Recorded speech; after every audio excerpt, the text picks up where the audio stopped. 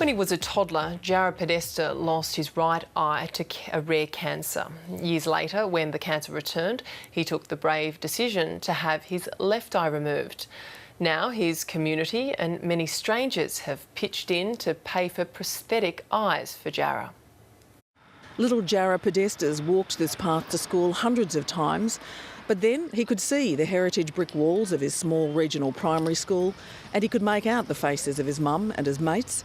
But now it's different. The big smile is the same, the blue eyes are not. Weeks ago, Jarrah and his family had to make the heartbreaking decision to go ahead with surgery to remove his left eye, the one he'd been relying on after losing the sight in his right eye at the age of just 2. I felt pretty nervous to know that my cancer was pretty much back twice in a row. We've exhausted all forms of treatment, from chemotherapy to radiation to cryo, lasering, freezing treatments. There was nothing much else to do.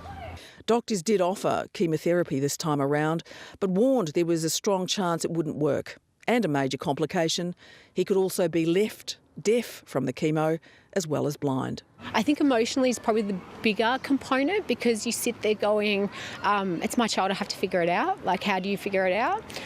So, yeah, it's really emotional. Just a week after the life-changing operation to remove his second eye, Jarrah returned to school, adjusting to life without sight.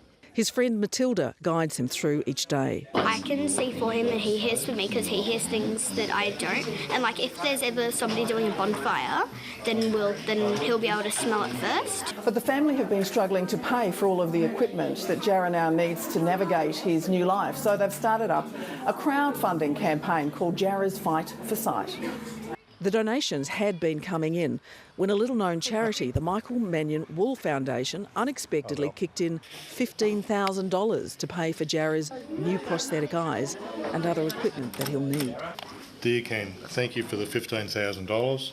It means a lot to me, from Jarrah. He's a young man who can't see how many people care about him, but knows only too well that they do. Nicole Shavastak at Campbell's Creek, ABC News.